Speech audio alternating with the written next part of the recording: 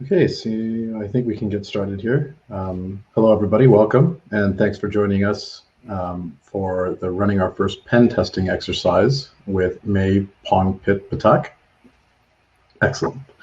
My name is Paul, and I'm a software developer at Dispatch. And if you have any questions throughout the session, feel free to add them into the chat, and May will be able to answer them as they come up, or we'll hold them all to the end as well. And I want to acknowledge the advanced theme is sponsored by Roof, ROOF, and they create software for classified apartment marketing. So a huge thank you to them for their support of Startup Slam, and you can connect with them and learn more about what they do at their virtual booth anytime before 1 p.m. today. So May started as a self-taught software developer. Nowadays, he's working in DevSecOps space, automating himself out of work so he can drink tea and look at Tumblr all day. Without further ado, I give you the floor. Thank you, Paul. So welcome. As I've mentioned, this is going to be primarily just me rambling and talking about my experience running this. So it's going to be really casual, and there'll be some technical aspect, but mostly I kind of want to go into more about what it's like running the very first one at the company. So the purpose of this is to kind of get more people. Purpose of this talk is to get more people to think more about the security practices that they're doing at work and how you can have an impact on that, and also to kind of more put really the perspective of like a startup company attempting to do this. Doing these kind of security testings and exercises are kind of more commonly thought of as a realm of like enterprise space. It is expensive trying to get a third party coming in and do it for you as well. So, there's a lot of having to make doing compromises and setting the right kind of expectation in running this. So I kind of want to be upfront and give you sort of something to think about of, how can you adjust your expectation and still being able to get so much out of this type of exercise. So what is pen testing? Pen testing is kind of like an assessment where you're simulating an attack of someone is trying to penetrating the security of your application stack, essentially, trying to discover any vulnerabilities that you might have. And the format that we try to follow when I run this exercise at Tutela is a red versus blue team exercise, which is kind of based in more like the military background where you would have the defender and the attackers. And so we kind of simulate that in a security or information security kind of field by separating teams into two teams. The attacking team that's trying to hack into your system, and then the blue team that is also there trying to monitor and prevent that from happening, live or not. So why do the exercise? Well, the main point is to protect your system and data. That could be your data, your secret sauce, and your customer data if you are holding any kind of personal information, to also discover vulnerabilities and any oversight in the application and the pipeline that you have, try to figure it out where your weaknesses are, and practicing responding to incidents. If you have a fairly comprehensive monitoring type system set up, you might be able to catch someone trying to do something that wasn't supposed to happen. How do you respond to that? Like you have put some kind of monitoring in place, but do you have a plan for the follow-up? And lastly is opportunity to cross-train and share skill. And this is one I want to spend some time expanding a little bit. If you work in a company that is organized by functions, so you have the dev team, the ops team, the data team, the QA team, when something goes wrong, it can be difficult to try to reach across different areas of expertise. So having everyone with a baseline knowledge of how things are supposed to be is really helpful in responding to these kind of incidents, trying to figure it out, what happened, what went wrong, and what can we do immediately. And this is also speaking to opportunity to question and share skill between the senior members and the junior members as well. So participating in this exercise together kind of is a sort of a pretext for the senior to also help providing a bit of that mentorship to the junior as they're working together, you could kind of pair up doing this together with another person, or sharing questions and trying to figure things out together, kind of tackling the problems together. So kind of a little bit more about me. I've been working in tech for about 8 years now. Almost half of that is in dev, and almost half of that is in operations. In fact, the past 4 years of my career, I would say, is heavily operations. I haven't really seriously sit down and write a piece of code in a while. And so for me, having been through that transition, I can actually see how much of my skill set carry over and back. Like what I've learned in operations, I most only believe that it makes me a better developer as well. And my development knowledge has carried over into operational space really heavily, especially in aspect to automations. And so kind of coming into this pen testing exercise, not only am I kind of thinking about, what to do in a short term, I'm also thinking about what can we do to automate a lot of these kind of security practices into our pipeline. Things that we found, things that we got from this exercise, how can we prevent it from happening to other aspects of the systems in an automated way? I'm currently working at Tutela, and Tutela is a mobile network data collection and analysis. So we have software that runs on your phone, it might be on your phone, that collects data related to the cell towers for our network operators. And our company is organized by functions. We have a dev team, a data team, an ops team, marketing team, and so on. And we often have multiple teams working on the same project. So what that means is there's a lot of communication that has to happen in between teams for a project to be successful. And we're gonna kind of go over more about the project specific. But the first thing that I want to talk about is the planning of this event. So I've been chatting with my manager for so long about how we need to bring security to the forefront of our day-to-day work pipeline. And that was at the height of the GDPR being implemented, and then California Consumer Privacy Protection, CCPP, I think, was about to come in effect. So that was something like, hey, we should take this opportunity to make a real concrete effort, like put something in place, build it into our Jenkins pipeline. And arriving at this exercise is a lot messier. Like I don't have experience. This is not the company's first run. It is also my first time running this at any company in my entire career. So I was really lucky to have support from my managers and pretty much everyone from every other team that would be involved in this exercise, and kind of getting to see that other people are also interested, and oftentimes are also equally baffled as to how to start this exercise is really kind of what led me to do this talk. But the planning, what is involved, is trying to define what we want out of this. And, we know what we could get out of it based on, what I've mentioned earlier, and that's generally what people talk about when you research about it on the internet. But what can our company really get out of it in our situation? We want to kind of time that up and really define it, set that expectation. And so drawing more attention to security as part of day-to-day workflow.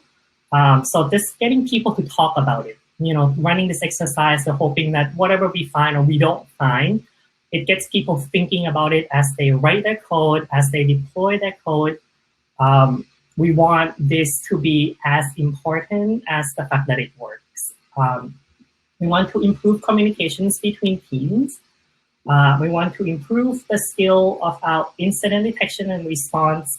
Now, I want to kind of preface this because I was actually hired on by Tutela to help them migrate their stack into Kubernetes.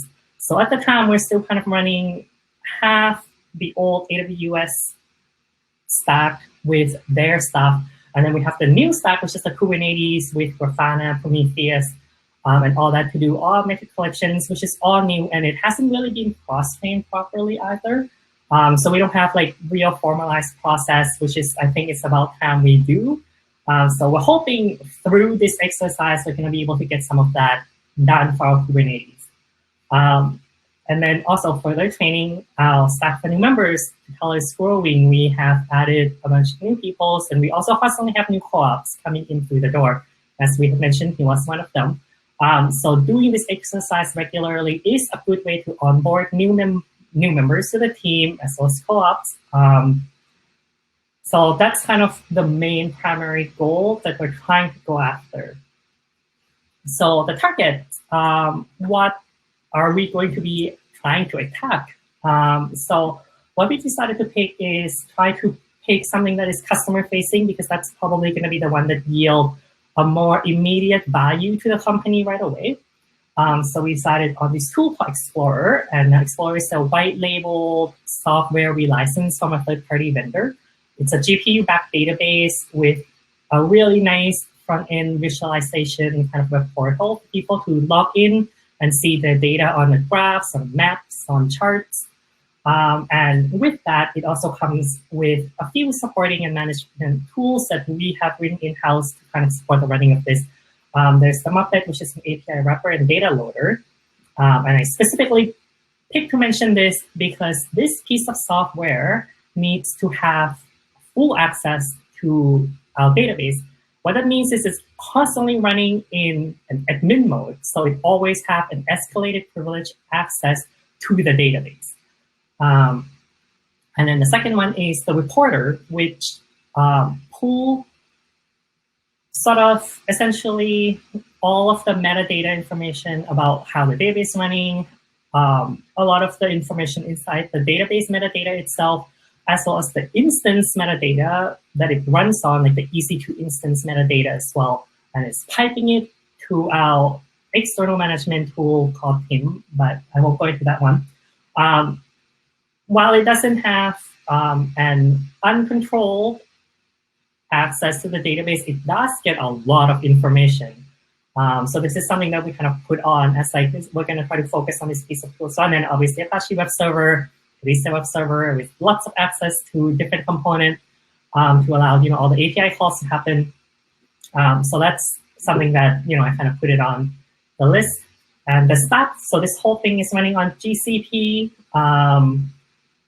and everything is actually a Docker container running through plain Docker-D that we install into the instance. And we have a StackDriver driver installed on the Docker-D itself, so that all of the logs are, instead of piping into the standard error, it gets piped onto StackDriver, and we can actually use Google's own tool to kind of visualize and check out the log without having to SSH into every single instance just to see them. Also, Explorer itself is kind of quite fragile, and it does have a lot of other tools that help keeping it running. Like we have a Docker container called AutoHealer, which does a health check on each of the other containers that are running and make sure that they get proper restart if they ever run into an unhealthy status. We have a custom tool that one of my coworkers has created called Amnesiac, which check the GPU memory and clear the GPU memory every once in a while when there's a lot of kind of unused memory that start eating up into our cap.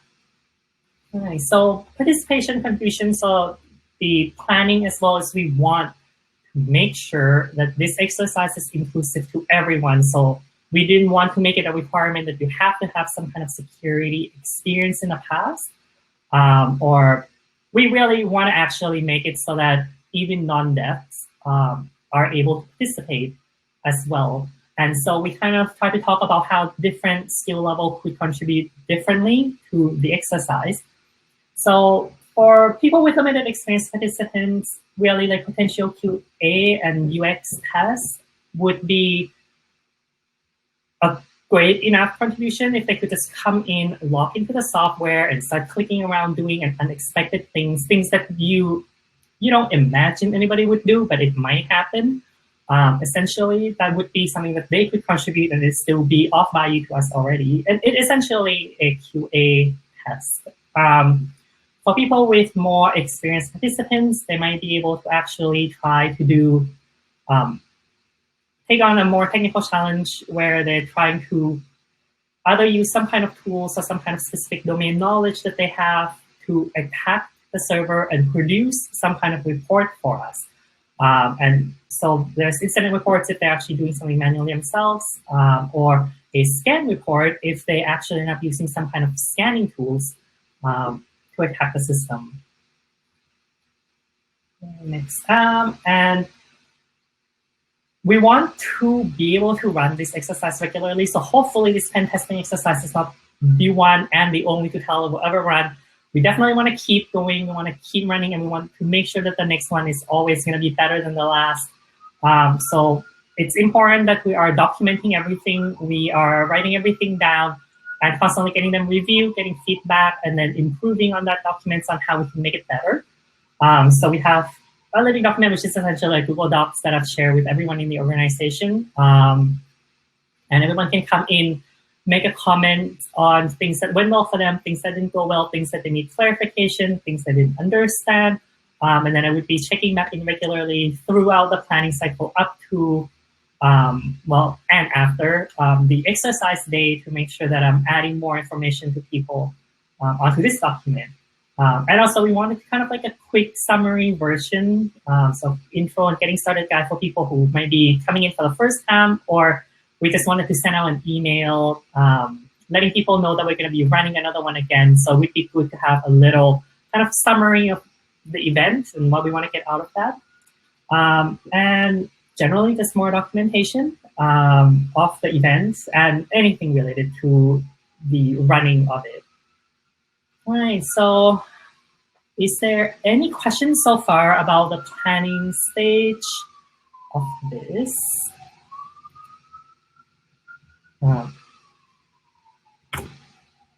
If not, like there'll be a Q&A session at the very end, so I'll make sure to leave some time for that. But if there's anything that pops up, you know, feel free to just post them in the chat. Paul said that he'd help me with this as well, making sure that, you know, it gets addressed. So now that we have kind of a plan, somewhat, obviously, like in a real timeline, the plan was not as good as it looks. Like we're planning and we're planning as we go throughout the stages. But when the initial plan was in place, we decided that having a quick intro for the teams on what this is going to be and making sure that they have some basic skill equipped coming into this, I thought it would be a good idea to do like an intro session. It's like, hey, this is kind of your very first session in security exercise. Let's, you know, maybe show you some tools that you could use to help you get started, or here are some, you know, keywords that you can use to start Googling and getting more research done before you come into the exercise. So I put together a list of ideas for what the attackers could do to help them get started on researching. And so the ideas, as I mentioned, is kind of focusing on specific tools. We want to some freedom and creativities for how they want to attack. We're going to be doing a realistic setup and that they're welcome to utilize source codes and any documentation that we have, and putting together sort of a list of common techniques that people use. So things like automated form attack. So that would be a tool that refresh your browser essentially and put in a random, not random, but most commonly use login names like admin, root, kind of thing. And then most commonly known passwords to try to attempt to get a log into the systems, or attacking an SQL form using known SQL parsers vulnerabilities. A lot of time we can also get away with using a lot of that browser dev tools. So things like, you know, checking your network requests and response. Sometimes there are some leaks. I believe it was like a week ago, maybe a little bit sidetracked, but a week ago, Grindr, if you don't know what Grindr is, good for you. Grindr had this issue where when you are attempting to reset a password, the web server actually responds to your request with a token for resetting your password. So even if you don't have access to the email that you want to reset a password for, you can actually just capture that token and construct your own URL to reset their password anyway. So there are a lot of that type of leaking information that happens with web request and response. So getting creative with browser dev tools can be a very, very powerful technique. And social engineering is another one. So I actually ended up introing a sort of social engineering tool where you can use to construct a fake website. And if people visit that website, and I'm not talking about like, giving away, like phishing, like not giving away username or password, simply just visiting the website is enough to start your attack vector. And I will kind of quickly talk more about it. So the intro session that I did for the red team is an intro to Kali Linux. And for those who don't know, Kali Linux is a Linux distribution that has been put together with a lot of the security-related tools pre-installed. So this is a quick 1-hour sessions to go over sort of different type of tools that are mostly user-friendly, easy to use, and something that I personally recommend to a lot of the beginners. So that would be SQL map, SQL injections, network scanning tools like Nmap, Hydra, Wireshark, if you have experience with those, port scannings as well. And then the social engineering I mentioned earlier is called Beef. And what it is it plants a singular JavaScript file into a website. So you can literally copy and paste source code from another site and then simply put one more script tag to load this JavaScript. And this JavaScript will connect to a server that you run yourself. The JavaScript will call home, do a detection on the browser, and try to figure out what kind of vulnerabilities your browser might have. And then from the server, you can inject more JavaScript onto the client sessions. It will load new JavaScript and then attempting to attack you through that. So now you have essentially a remote script execution. It is super cool tool. And more than anything, I think during the session when I intro it to people, rather than sort of learning the tool itself, I think it really did bring more awareness to everyone about sort of the consequence of clicking random links. It's not just about putting in username and password. Just simply visiting the links in and of itself is dangerous. And I think people didn't quite understand what that means. So kind of seeing this tool in action kind of bring that more like a visual representation of the danger to them. The participants of the info session itself were mostly dev teams. A lot of them already had some development background, so I was able to sort of flow through a lot of it pretty quickly. And I was able to make this format a follow along, which I think is kind of really important as people kind of try to get their feet wet to be able to follow along with you as a guide rather than telling people to kind of like, yeah, no, let's go off and do it yourself at some point, because at some point it will never happen. So I set up a Kali as a VM machine through VirtualBox. I written up instruction of how to set it up before we start the intro session, just so that people can have everything downloaded, installed, and essentially be ready to go. So that when I start the session, I have the slides with the code and the command written up. I post them into the chat so that they don't have to type every characters out. They can just copy the code, paste it, and actually see the same results that I'm seeing as well. So it was actually a lot of fun. It was very valuable, and I definitely would do this again regularly along with the pen testing exercise. Just kind of teach more one tools at a time and kind of add more of this under their belt. So the idea for defenders, as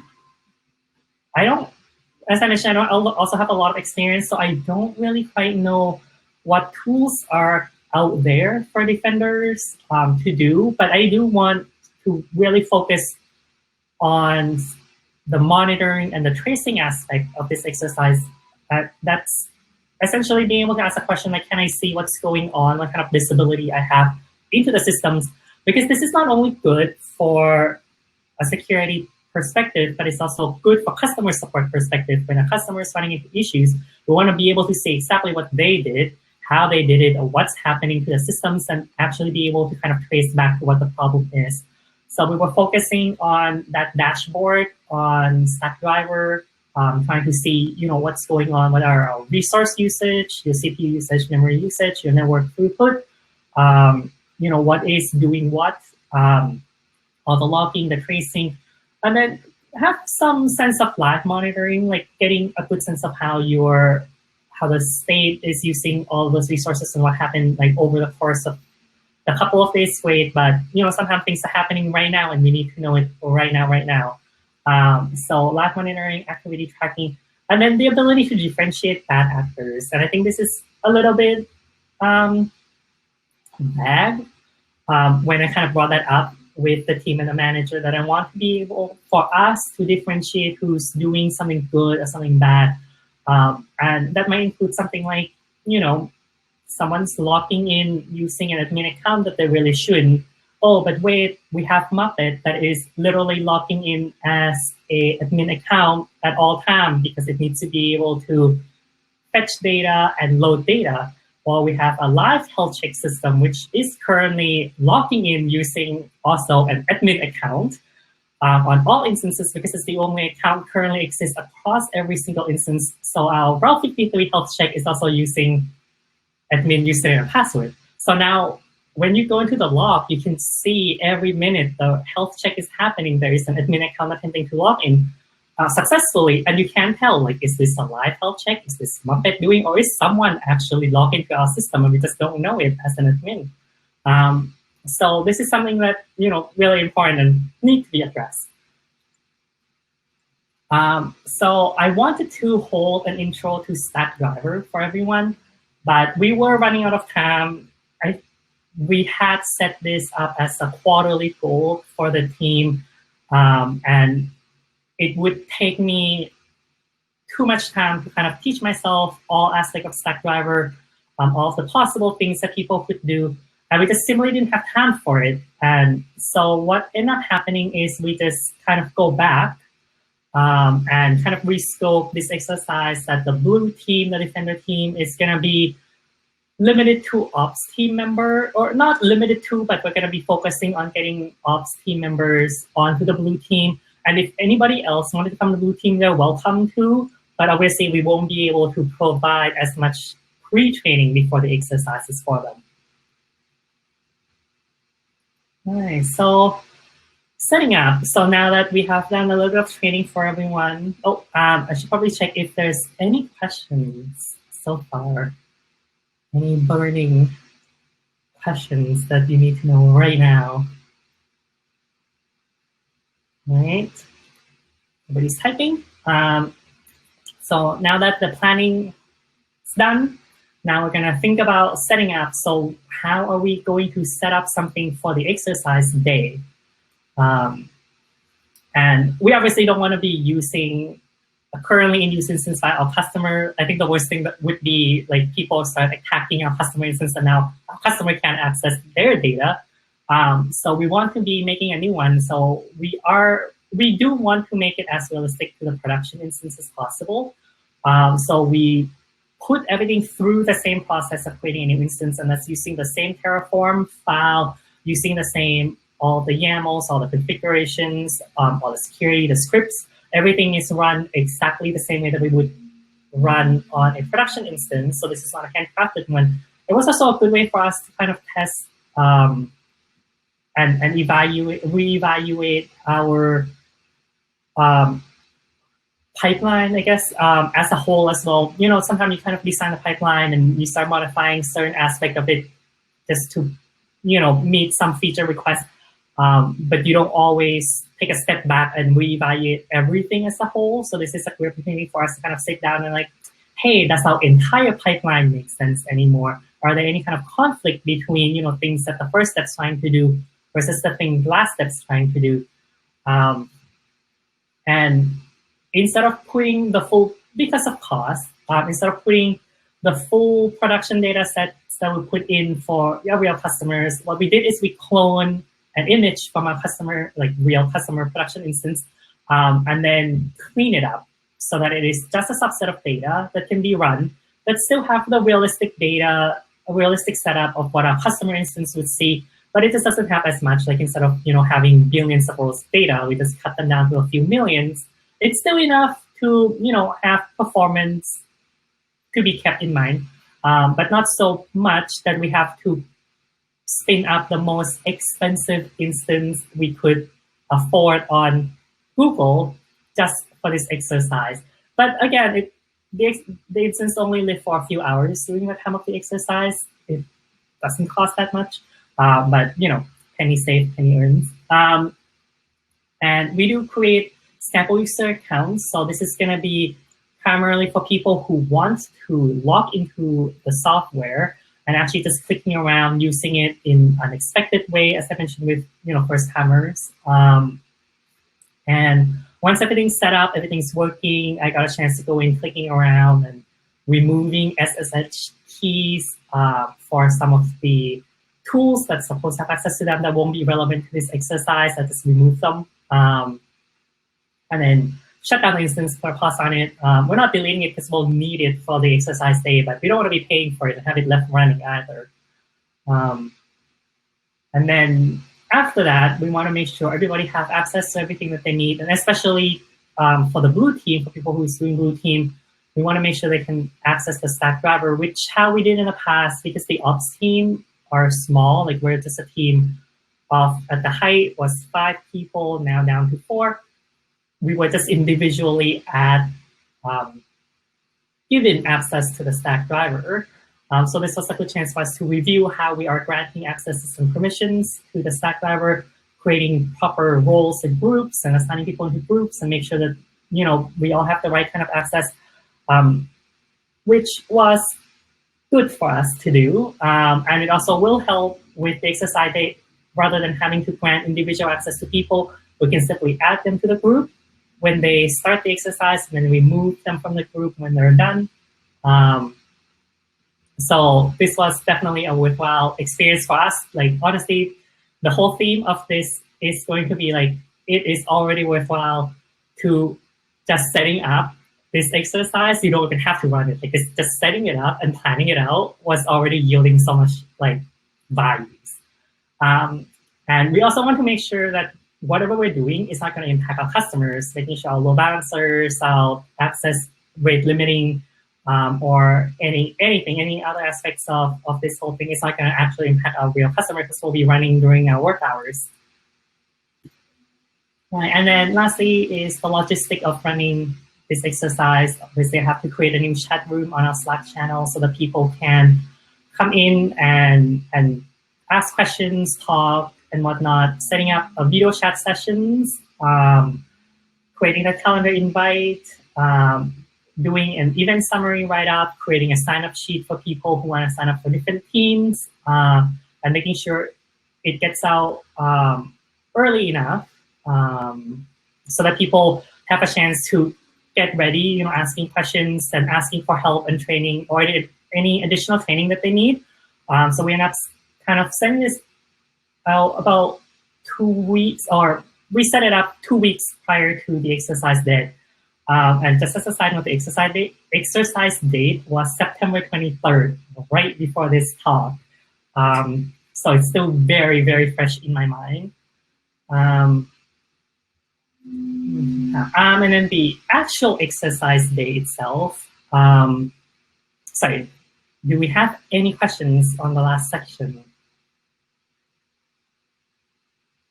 No, maybe.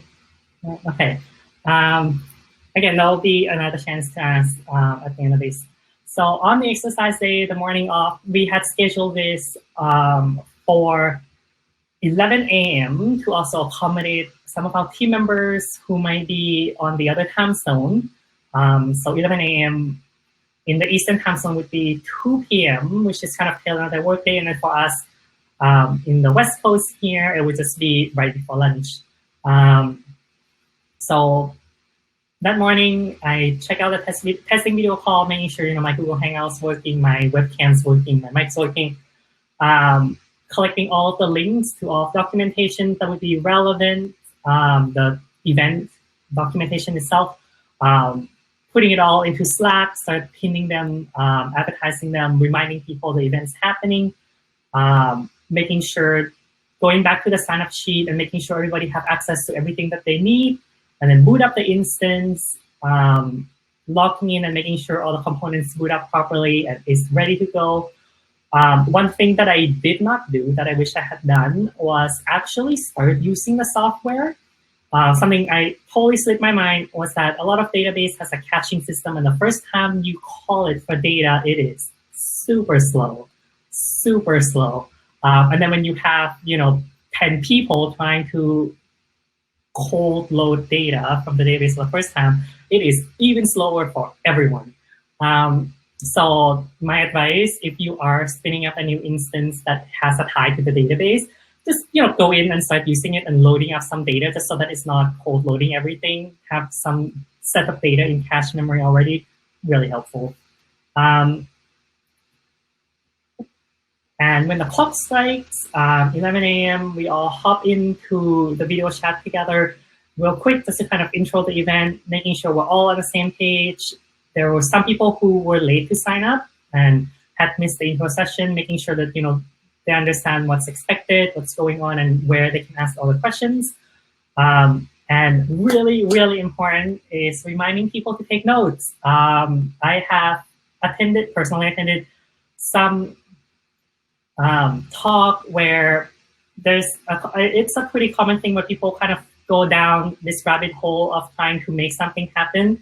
And then when it succeeds, they have forgotten what were the steps that they had taken to get there. So taking notes every step of the way is super important in this type of exercise. And I made it a point to remind everyone, whenever someone mentions something in chat that like, hey, they might have found something, or they're going to do something, I immediately remind them, please write them down, whatever you're about to do. It's better to have it written and then find out that it did you nothing and then delete that note than something had happened and you forgot what you did. And lastly is to not DDoS our instance too hard because the IP address might get blocked. This is not running on our own hosted instance. We are running through Google, and Google might have some, policy on how a single IP address is accessing their resources. So you can end up getting IP blocked. I did a little bit of quick research on this as well. With Google, you don't have to ask permission. From my understanding, the GCP, you don't have to ask permission specifically to do a network test. So, quote-unquote DDoS is allowed. But with AWS, I believe you have to get their written consent, their permission to run the kind of like network load tests. So if you are going to be doing DDoSing, you need to make sure you have their permission first. Something I learned. And it's a contribution. So, once it's go time, people were definitely typing where you can hear that mechanical keyboard clacking as they go. There were a good mix of people, just kind of hearing the chatter, both in like the Slack chat room and in the video chat of some people were using the scanning tools that they have picked up through my intro session, and I was really happy that they had take it forward and do a bit more research on their own in between that intro session and the start of the exercise. And I like to credit a bit of that of us actually holding the intro session early enough so that there is enough time in between for them to do some work on it.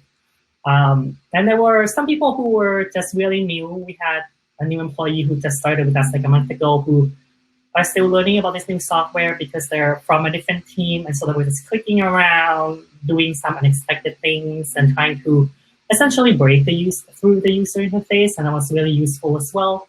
And I think it was within the first 20 minutes or so, someone actually managed to just break the instance. Like the thing went into a reboot loop or like a Docker container restart loop. And it was really interesting.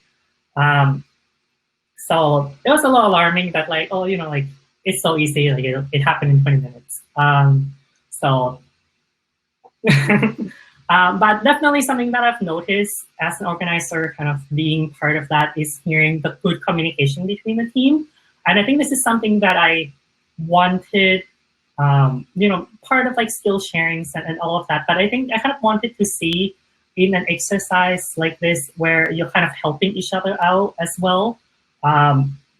Hearing things like, is somebody attempting this? Like, I wanted to confirm that my live monitoring is working. Or someone asking, like, I'm going to attempt this. Can you see it in log? Kind of giving it a bit of that heads up and drawing attention to it has been really helpful to kind of help both team covering sort of that blind spot where if someone had done something without notice, it might have actually just simply gone unnoticed throughout this whole exercise. And then that's not very useful for us either. So kind of hearing that good communication between the team and kind of exchanging of idea, like the blue team was all there supporting and suggesting the red team what to do was also kind of a different way, a different kind of clarity. But I think it actually made the exercise a lot more useful doing that because we, like as a blue team, like we want the red team to succeed in some way because that is how we discover new things. And so kind of seeing both teams supporting each other make that exercise like a lot more worthwhile. Yeah, so any questions about the exercise day itself from anyone? Okay, nobody typing. So review at first sight. So as I mentioned, it is still very new. We just did it on September 23rd, and so much has been going on with work itself. So I haven't actually had a chance to like officially sit down with the team to go over this exercise yet. Like most of my notes that I have taken are still like, well, it's there. It's there. Nobody else can read it but me. But so what we got out of this, as I mentioned before, even if the exercise was a bust and nobody found anything, well, I wouldn't call it a bust, but even if nobody found anything during the exercise, no new vulnerability has been discovered, or it's like the whole thing didn't work out, the instance didn't start, like everything that I've done leading up to the exercise day was already worth it. We have rewritten so much of the documentations and the wikis, and this is something that I really want to kind of frame this in a small kind of startup perspective. Imagine if your team is just like 2 or 3 people. When we were doing the original version of documentation, we were kind of mostly written it for each other and for our future selves, which is something most developers do. That's most comments in their codes are for themselves in the future, so their coworkers. But when you have a small team of 3 people and we tend to go to conferences together, if BC ferry boats sink or like the plane crash and we all like drop dead together, documentation's not good anymore because everybody who the documentation were written for are now not available, are not there. So going back and rewriting a lot of that documentations and wiki so that it could be read by people from other teams, so people who have never touched this project before, had already yielded so much value. So I would say like that was a big upgrade for our documentations and wiki pipeline, and it's amazing. The opportunity to kind of also formalizing a lot of the processes, like incident report document. We didn't really have one before because the majority of the incidents are detected by us, the ops team, and communicated only by us, to us, within our own ops team. But now we need a much more comprehensive report suggesting on how to write it, so that other people outside of ops team who are participating in this event can, write them down and give it back to us, essentially. That was really, really good as well for us to kind of have like a formalized process on how we are going to do incident report going forward when the incidents are detected by people from outside of our team. And I wish I had more opportunity to also train people on how to write effective incident reports. There were instances where the reports kind of came back to me after the exercise as like a couple of screenshots with red circle. So it wasn't super helpful. So this is something that I definitely want to do as part of like the next kind of training sessions for the pen testing exercise, like teaching people how to do incident reports and and kind of giving a little bit more transparency and insight on how these incident reports are being handled by us and how we do like retrospectives and all that.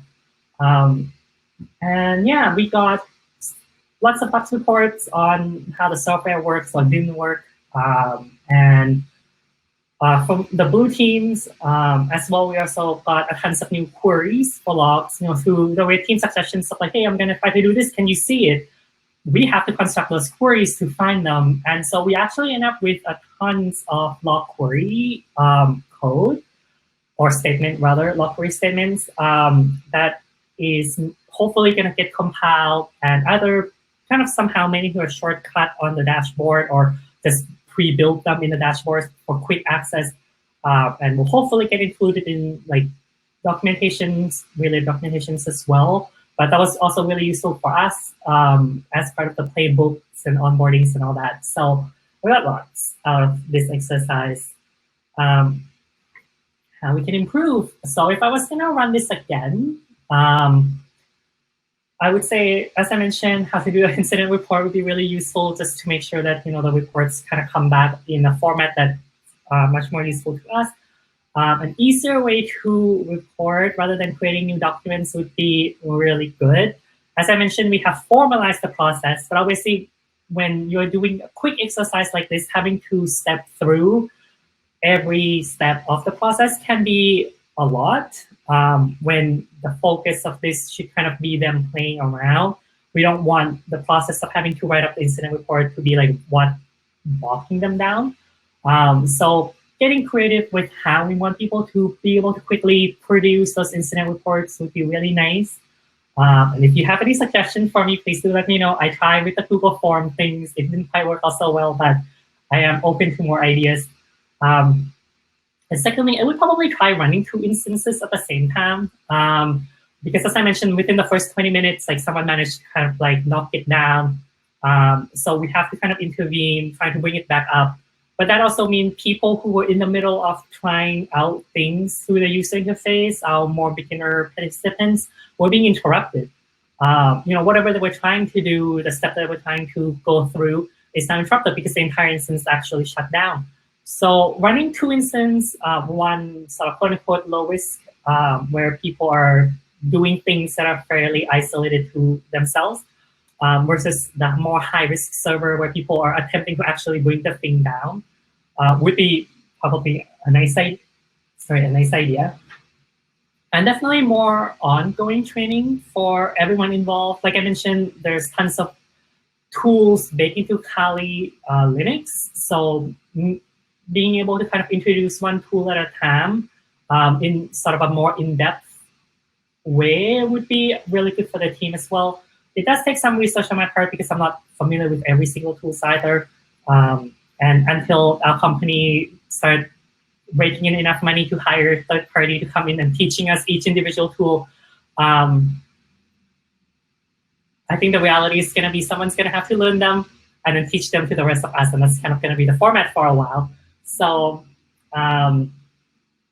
being able to kind of do this for the team, I think would be really good for the exercise. And this is applied to both the blue team as well, being able to do a bit of research on how can you better get insights into and visibilities into your systems and what's going on, and actually start evaluating those tools together and trying them like as a product trial, actually putting it to test in these red team, blue team exercise. I think is a really good way to actually trial product rather than just, deploying it in there, wait 30 days, see what it does, right? Like you're actually actively engaging with the tools through this exercise. I think it's a really good way to trial a product. So that's a few things that I definitely want to do.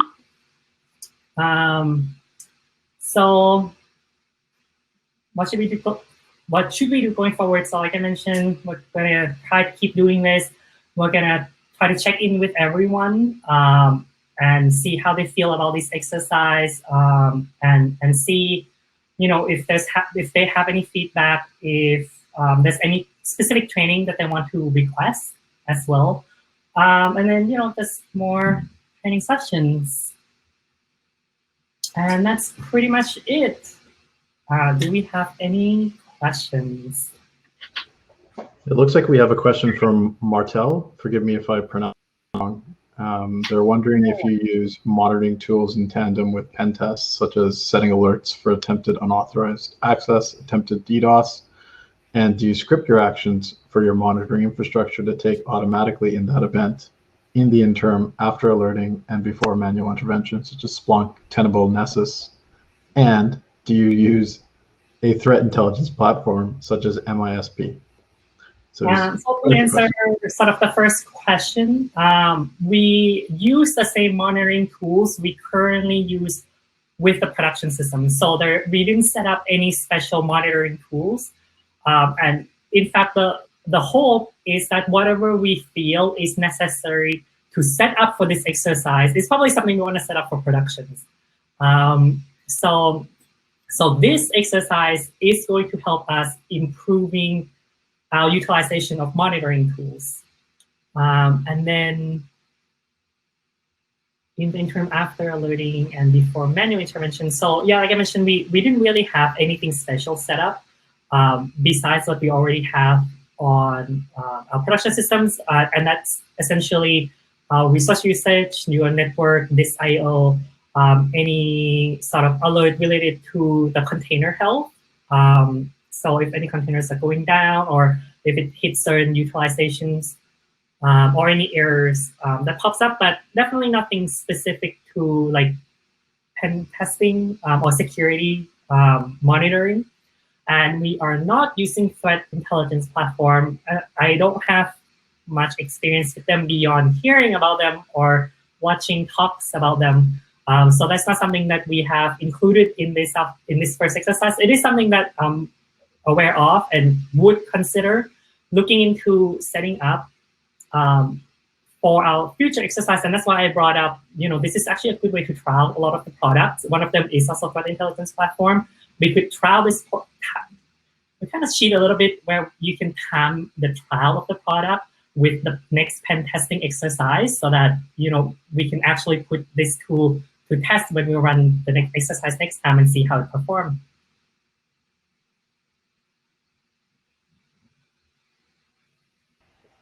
Do we have any questions? Feel free to ask away in chat.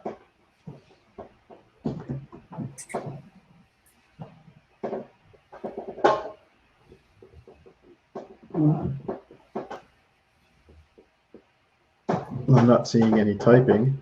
Typing, so I'm doing good. So, May, thank you very much for the presentation. That was actually very enjoyable, and I feel like I learned a little bit more. It also sounds like, oh, Dave's got a question, perhaps. Oh, okay, sorry, Dave. We're still here. We still have 7 minutes. How much work is it to get an event like this prepped? Let's see. I would say that the planning stage was a bit of an ongoing thing with my manager, and we kind of talk back and forth about what we want out of this.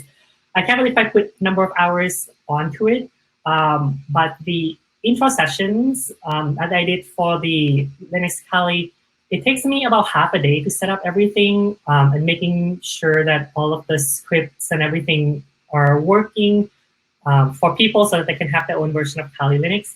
And then it probably take me about 2 days worth altogether to put the slides together. I spent a lot of time going through, as I mentioned, I have to learn a lot of tools myself as well. So researching the tools further, making an example, putting all the code together for people to follow along. So talk about like maybe 2.5, 3 days of that. And then the 1 hour of the actual intro sessions. And then the setting up actual instance took me about half a day plus a couple hours of help from my coworkers to clone images and prune the data set. And then about half a day of like administrative stuff. So I would say if you are a 1 week sprint type of company, it would probably eat up pretty much your entire sprint to kind of put everything together. I would say it's definitely worth it to break it up. Like I wouldn't take on the prep of this event all in one go. I would kind of spread it out. And I think that gives, like I mentioned, you want to have enough lead time between the intro session that you do for the team and the exercise days so that they have time in between to like do more research and ask questions and get back to you on anything else that they might want. So even though it does take me a sprint and it could have fit into a 1 week sprint, I would advise strongly against that. Break it up into small pieces. Take your time, get lots of feedback, and making sure that you're getting a lot of sort of giving everyone a chance to get that buy-in as well. Yeah. Yeah, no problem. Question for you as well. When you were approaching this, were you formalizing it as you went, or were you basing it off of previous models that you've seen? A little bit of both. Like I mentioned, I follow pretty closely to the red team, blue team exercise that people would do. But definitely there was a lot of that fudging sort of expectation and goals. I'm not gonna lie, like one of the reasons why like I've been in this for like 8 years now, this is my first one, is because whenever I look into it, the stuff that you see on the internet, it just sounds way too impressive. I'm like, I don't think I'm qualified to do the majority of those. So a lot of it is to just kind of sitting down and setting a more realistic goal, kind of look at yourself, look at your coworkers, you know, we're a team of architects, and setting a realistic expectation of what we want people to be able to do, and just, you know, go for it. Like I mentioned, you get so much out of it, even if the exercise day itself never happened. Like there's so many side benefits to it. So in some essence, just doing it is already worth it. Thanks, Wayne. And thanks again for the presentation. And thank you to all the attendees. I also want to remind everyone that Talk to an Expert roundtables are happening all day, and you can sign up at the registration desk, and you can find that in the reception hall. Thank you very much, May, and thanks everyone else.